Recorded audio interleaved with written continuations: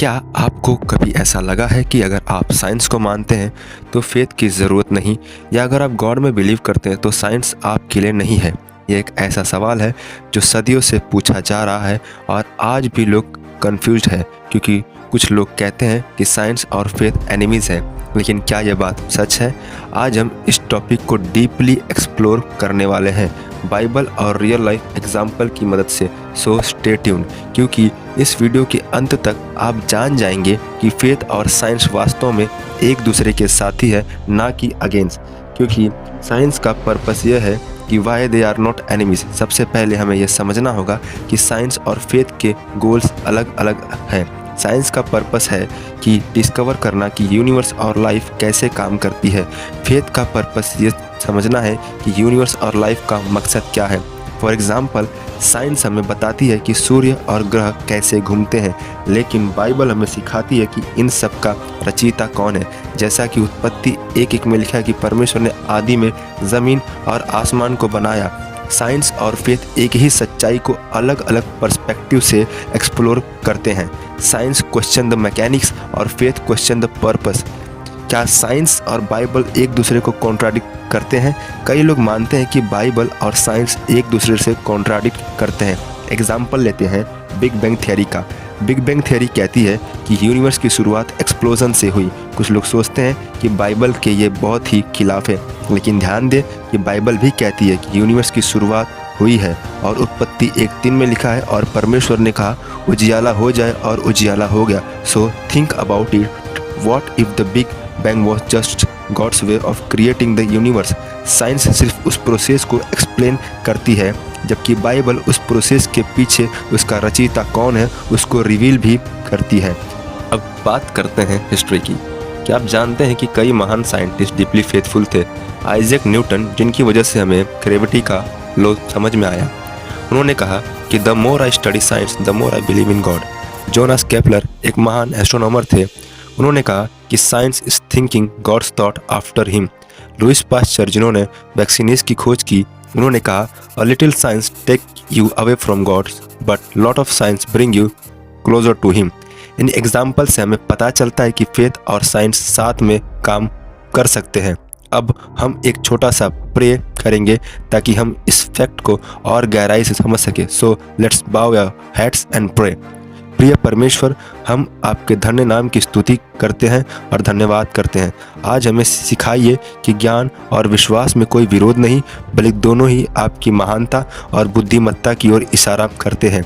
हे प्रभु, हमें ज्ञान और समझ का उपहार दीजिए ताकि हम आपकी दृष्टि को और गहराई से जान सकें। हम प्रार्थना करते हैं कि जो भी इस वीडियो को देख रहा है, उनके मन और दिल को आप छू लीजिए। उन्हें सिखाइए कि विज्ञान और विश्वास दोनों आपके दिए हुए उपहार हैं और हमें इसे आपकी महिमा के लिए उपयोग करना चाहिए। हे प्रभु, हमें इस दुनिया में आपके प्रेम और सच्चाई को फैलाने का साहस और ज्ञान दीजिए, जिससे लोग जो भ्रमित है या जिन्हें लगता है कि विज्ञान और विश्वास साथ नहीं चल सकते, उन्हें आप अपनी समझ और प्रकाश से भर दें।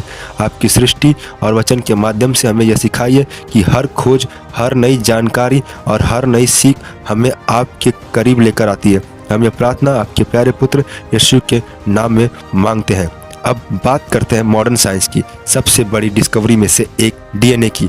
डीएनए जो हर लिविंग बीइंग की जेनेटिक कोड है, एक ऐसा कॉम्प्लेक्स कोड जिसे नेचर ने खुद बनाया हो। यह सोचना मुश्किल है। एग्जाम्पल लीजिए, सोचिए अगर आपको एक वेल रिटन बुक मिले तो क्या आप ये मानेंगे कि यह एक्सीडेंट से लिखी गई है? नहीं, क्योंकि हर एक बुक के पीछे एक ऑथर होता है। वैसे ही डीएनए के पीछे एक डिवाइन ऑथर है। बाइबल इस तरह एक्सप्लेन करती है। भजन संहिता उसका 139:14 में लिखा है, I am fearfully and wonderfully made. DNA की कॉम्प्लेक्सिटी हमें यह बताती है कि लाइफ का डिज़ाइन रैंडम नहीं हो सकता। यह एक इंटेलिजेंट रचयिता की ओर इशारा करता है। चलो इसे थोड़ा और प्रैक्टिकल तरीके से समझते हैं। मान लीजिए साइंस एक माइक्रोस्कोप की तरह है। माइक्रोस्कोप हमें चीज़ों को डिटेल में देखने की एबिलिटी देता है। फेथ टेलीस्कोप की तरह है जो हमें बड़ी पिक्चर दिखाती है। एग्जाम्पल के तौर पर साइंस हमें यह एक्सप्लेन करती है कि हार्ट कैसे काम करता है और ब्लड को पंप करना, ऑक्सीजन सप्लाई करना वगैरह। लेकिन फेथ हमें सिखाती है कि हमारा हार्ट केवल ब्लड के लिए नहीं, बल्कि लव और कंपैशन के लिए भी है।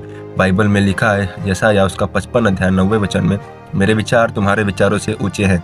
इसका मतलब गॉड ने हमारे जीवनों को पर्पस दिया है और साइंस उस पर्पस को डिटेल में स्टडी करता है।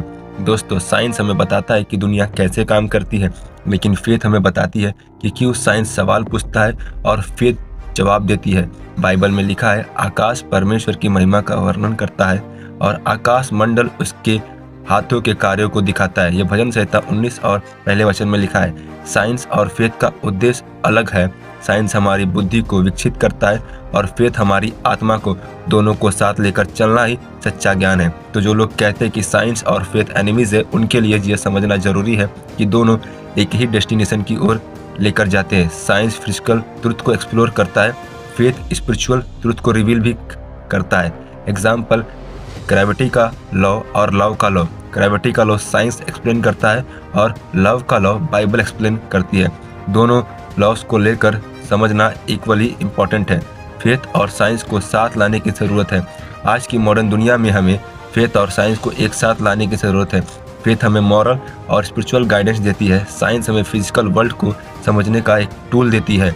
तो दोस्तों, साइंस और फेथ के बीच कोई कॉन्ट्राडिक्शन नहीं है। साइंस हमें सिखाती है कि गॉड ने इस यूनिवर्स को कितनी ब्यूटीफुली डिज़ाइन किया है और फेथ हमें सिखाती है कि इस डिज़ाइन का एक पर्पस है। So finally remember this Colossians chapter 1 and verse 16, for in him all things were created, things in heaven on earth visible and invisible। Faith और साइंस का एक ही गॉड की ओर इशारा करते हैं।